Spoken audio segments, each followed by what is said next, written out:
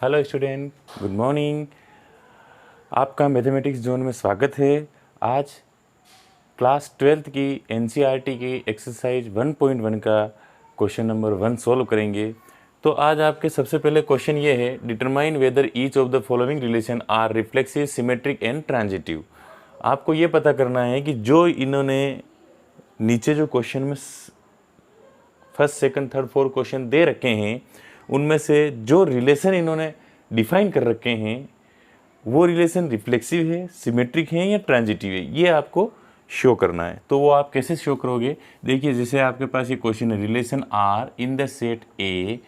एक जो सेट है ए जिसमें एलिमेंट है 1 2 3 4 13 14, define as R equal to x comma y such that 3x minus y equal to 0।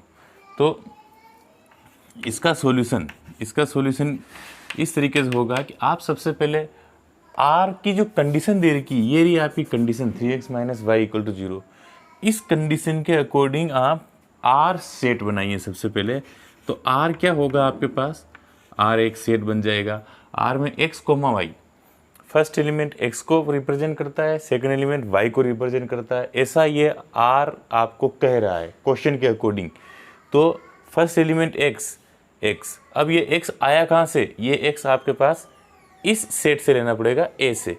a में 1 से 14 तक एलिमेंट्स हैं, तो इस 1 से 14 का ही आपको एलिमेंट यहाँ लेना है।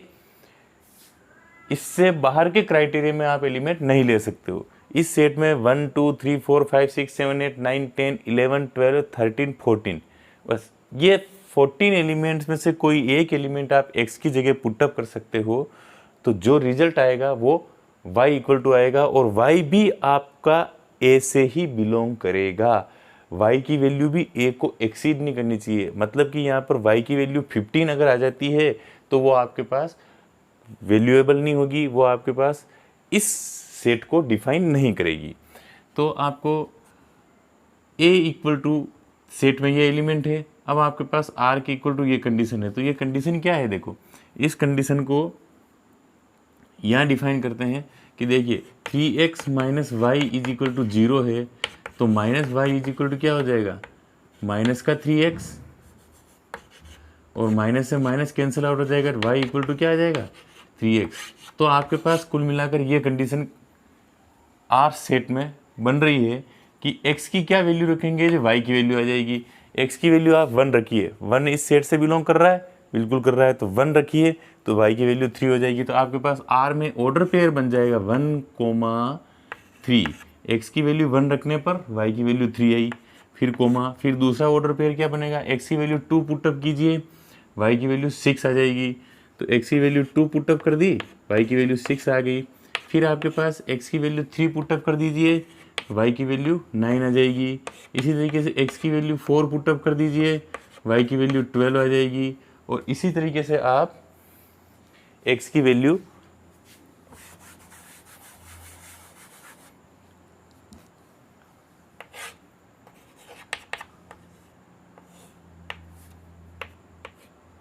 ट्वेल्व आ जाएगी, और इसी तरीके से आप x की वैल्यू 5 पुटअप कर देंगे तो आपके पास 15 आ जाएगी। लेकिन 15 जो एलिमेंट है वो इस सेट का एलिमेंट नहीं है, इस कारण से 15 इस 5,15 जो ऑर्डर पेयर बन के आया है वो इस सेट में नहीं आ पाएगा आर में।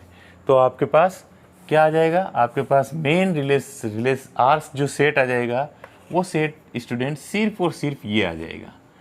अब आपको इस सेट को बताना है कि ये जो सेट बना है ये रिफ्लेक्सिव है, सिमेट्रिक है या ट्रांजिटिव है। रिफ्लेक्सिव, सिमेट्रिक, ट्रांजिटिव के वीडियोस इससे पहले वाले जो प्रीवियस वीडियोस है इसमें मैं कॉन्सेप्ट क्लियर कर चुका हूँ। अगर आपको रिफ्लेक्सिव, सिमेट्रिक और ट्रांजिटिव का कॉन्सेप्ट क्लियर नहीं है तो इससे प्रीवियस वीडियो ज़रूर देखें, आपका हर एक कॉन्सेप्ट क्लियर हो जाएगा। और अगर फिर भी कॉन्सेप्ट क्लियर नहीं होता है तो आप यहाँ पर ध्यान से देखें, तो आपका हर एक कॉन्सेप्ट क्लियर हो जाएगा।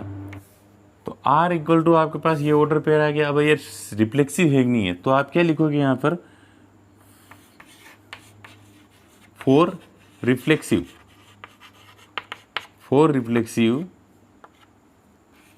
A, A belongs to R, A comma A belongs to R करना चाहिए, ठीक है। और ए क्या है, A comma A belongs to R होना चाहिए, तब जाके आर रिफ्लेक्सिव माना जाता है। मतलब एक एलिमेंट खुद अपनी ही इमेज बनाता हो, एक एलिमेंट खुद अपनी ही इमेज बनाता हो। रिफ्लेक्सिव की डेफिनेशन क्या है कि इस एक सेट में एवरी एलिमेंट अपनी स्वयं की इमेज बनाता हो, वो रिलेशन आपका रिफ्लेक्सिव रिलेशन कहलाएगा। तो यहाँ पर ए की जो ए में 1 2 3 4 और 14 तक एलिमेंट है, तो इसमें 1 की इमेज 1 है क्या, यहाँ देखिए 1 की इमेज 3 है, 1 की इमेज 1 है ही नहीं, 2 की इमेज 6 है, 3 की इमेज 9 है, 4 की इमेज 12 है। कहीं पर भी एक ऐसा एलिमेंट नहीं है जो खुद से खुद की ही इमेज बनाता हो, रिफ्लेक्सिव, रिफ्लेक्शन करना, मिरर इमेज। तो रिफ्लेक्शन यहाँ पर कहीं नहीं मिल रहा है, तो यहाँ पर आपके पास रिफ्लेक्शन नहीं बन रहा है। In that condition a comma A belongs to are and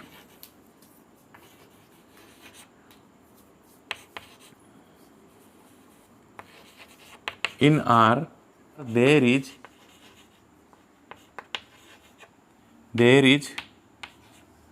no such order pair belongs to R. So this implies R is not reflexive.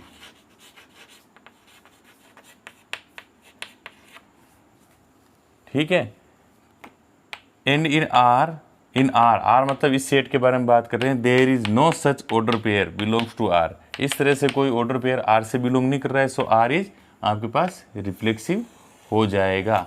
फिर आपके पास बात करते हैं कि आपके पास फिर बात आती है यहाँ पर सेकंड नंबर पे फॉर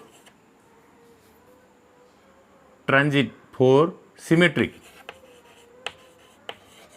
सिमेट्रिक में क्या होता है स्टूडेंट, सिमेट्रिक में होता है for symmetric a comma B belongs to R, then b comma A belongs to R. A comma B belongs to R कर रहा है तो बी कोमा ए भी आर से बिलोंग करना चाहिए। नाउ इन आर में देखिए 1,3 belongs to R but 3,1 does not belongs to R. This implies R is not symmetric. R is not symmetric. ये आपके पे इसका आंसर हो जाएगा फॉर सिमेट्रिक। एग्जाम में सोल्व इसी को करना है। फॉर रिफ्लेक्सिव इस तरह से आपको डेफिनेशन पार्ट लिखना है, फॉर सिमेट्रिक इस तरह से आपको डेफिनेशन पार्ट लिखना है, और फिर आपको ये लिखना है 1,3 belongs to R but 3,1 does not belongs to R. ये डज नॉट बिलोंग्स टू का साइन है, this implies R is not symmetric. फिर आपके पास आता है थर्ड नंबर पे for transitive.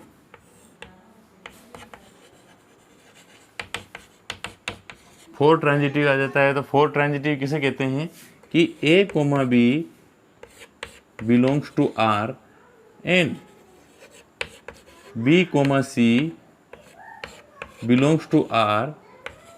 This implies A, C belongs to R होना चाहिए। ये कंडीशन आती है। अगर A, B belongs to R है और B, C belongs to R है, मतलब फॉर ट्रांजिटिव में क्या आता है, यहाँ पर ट्रांजिटिव आता है, यहाँ पर आता है आपके पास इफ। क्या आता है यहाँ पर इफ। डेफिनेशन पार्ट क्या है इसका, ये फॉर ट्रांजिटिव के if a comma B belongs to are and b comma c belongs to R. अगर ए कोमा बी आर से बिलोंग कर रहा है और उसी सेट में अगर बी कोमा सी भी आर से बिलोंग कर रहा है, तो आपके पास ए कोमा सी भी आर से बिलोंग करना चाहिए। यही ट्रांजिटिव की डेफिनेशन है। तो इफ वाली अगर कंडीशन मौजूद हो, इफ वाली अगर कंडीशन मौजूद हो तो ये देन जो है दिस इंप्लाइज, ये भी आपको मौजूद होना बहुत जरूरी है इसमें। In English words, if there is exist A, B in R, then it should be B, C also in R, then A, C belongs to R. It should be essential for this order pair. Understand? But if there is no applicability of if, अगर if की कोई applicability वहाँ पर नहीं है, मतलब if की condition ही वहाँ पर नहीं है आर में, तो आपके पास ये जो देन है दिस इम्प्लाइज, इसका कोई मीनिंग नहीं है। कहने का मतलब ये, अगर इफ़ वाली कंडीशन आर में मौजूद नहीं है तो देन का कोई मीनिंग नहीं है। इसका मतलब ये है कि अगर ऐसा कोई order pair a comma b तो है, लेकिन अगर बी कोमा सी वहाँ पर नहीं है तो ए कोमा सी आपके आने की जरूरत ही नहीं है। कहने का मतलब ये है कि अगर ए कोमा बी तो आपके पास आएगा इस समय, लेकिन अगर बी कोमा सी आपके पास इसमें कहीं नहीं है पूरे सेट में, तो भी वो ट्रांजिटिव कहलाएगा। ऐसा आपके पास सेकंड क्वेश्चन में समझने को मिल जाएगा। आप फिलहाल इसको देखिए कि A comma B belongs to R है, तो यहाँ पर 1,3 है, 1,3 है, तो 1,3 ए कोमा बी, यहाँ पर बी सेकंड एलिमेंट है, तो बी यहाँ पर वापस फर्स्ट एलिमेंट में लिया है कि एंड बी कोमा सी, तो देखो 3 सेकंड एलिमेंट है, तो 3 यहाँ फर्स्ट एलिमेंट बन गया, तो 3,9 है, तो 1,3 है, 3,9 है, लेकिन 1,9 इस सेट में नहीं है, सो ये ट्रांजिटिव नहीं होगा। तो आप क्या लिखोगे, in set R 1,3 belongs to R and 3,9 belongs to R, but 1,9 does not belongs to R.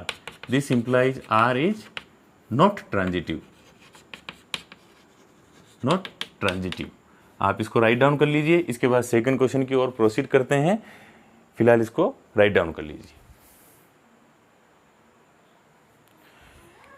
Yes student, ये बहुत अच्छा एग्जाम्पल है आपके सामने, इसको ध्यान से समझिएगा। इसमें ट्रांजिटिव के बारे में बहुत अच्छा सा नॉलेज आपको मिलने वाला है, बहुत शानदार नॉलेज। अगर यहाँ पर आपने इस क्वेश्चन को समझ लिया तो आप ट्रांजिटिव के मामले में कभी भी डिफीट नहीं होगे। आपको ट्रांजिटिव बहुत अच्छी तरीके से समझ में आ जाएगा। ठीक है दोस्तों, तो आप इसको ध्यान से देखें। Relation R in the set of the natural numbers defined as R x, y such that y is equal to x plus 5 and x less than 4। x की वैल्यू 4 से ज़्यादा नहीं हो सकती है, 4 से कम 1, 2, 3 एग्जिस्ट करेगी। और 1, 2, 3 ही क्यों कह रहा हूँ मैं, क्योंकि relation R in the set of natural numbers defined है। आर क्या है, नेचुरल नंबर्स का एक सेट है। तो नेचुरल नंबर 1 से स्टार्ट होते हैं, तो 1, 2, 3, x की वैल्यू 1, 2, 3 से ज़्यादा आप नहीं रख पाओगे।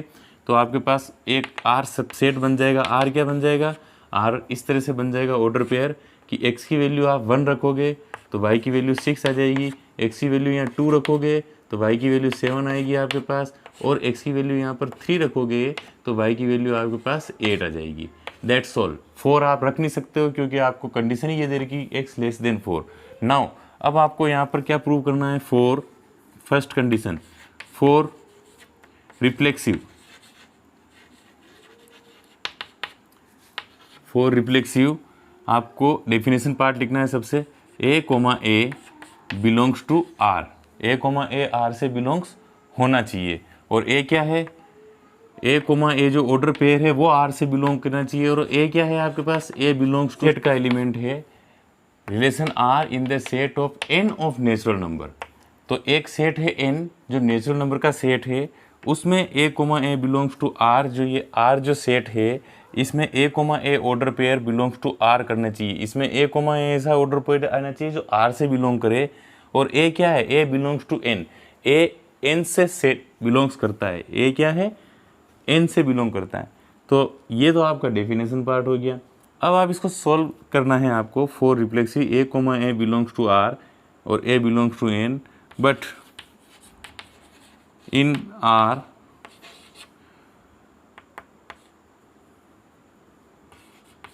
a does not belongs to R, so this implies R is not reflexive। ठीक है, R क्या होगा, रिफ्लेक्सिव नहीं होगा। आप डायरेक्ट ये लिख सकते हो कि 4 reflexive, a, a belongs to R, a belongs to n, but in R a, a does not belongs to R। ऐसा कोई और पेयर है ही नहीं है इसमें, तो R is not reflexive।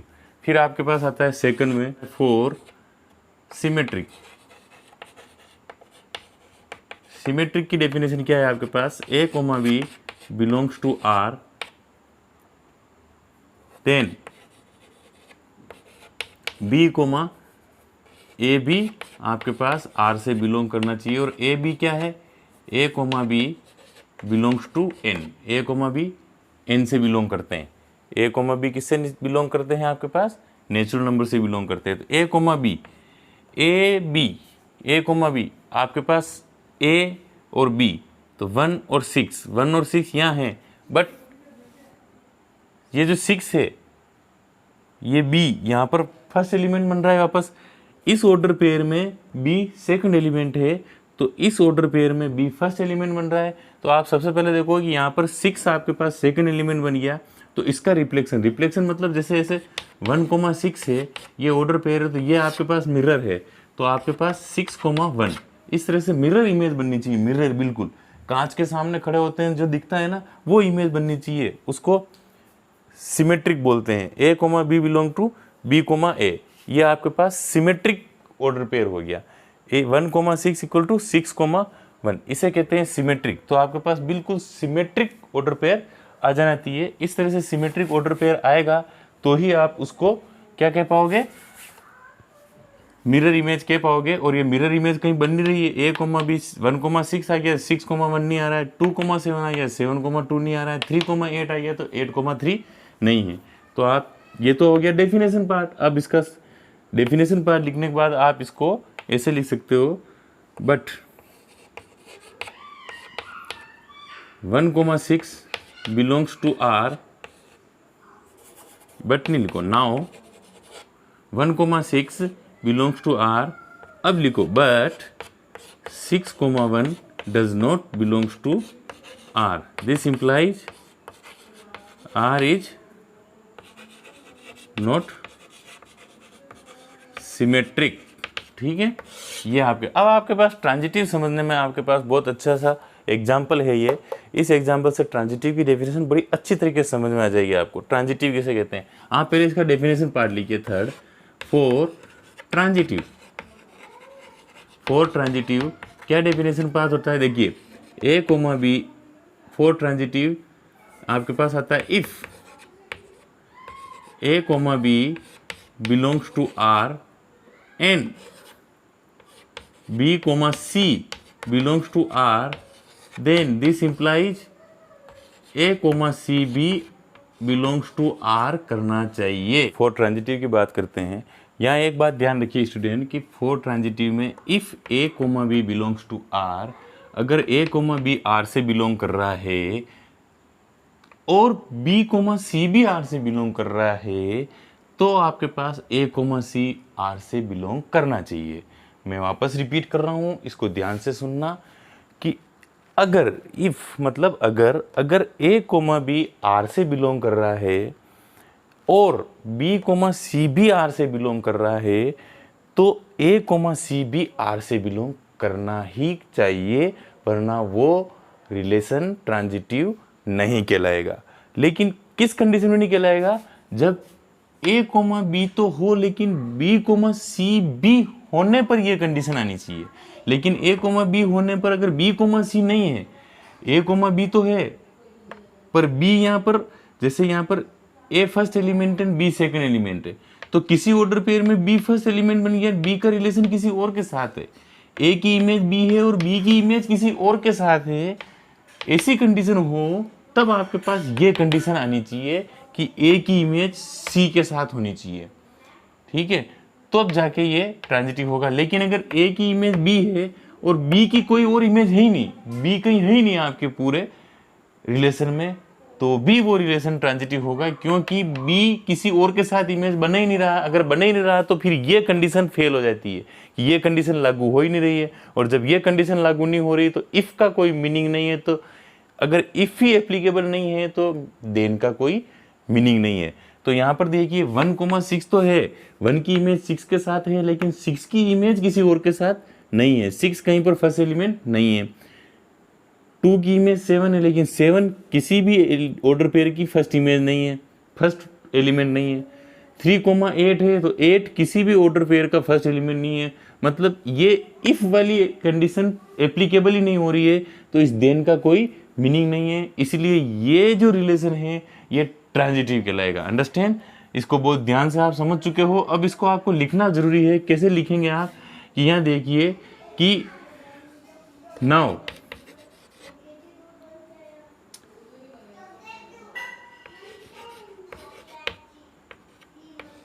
If is not applicable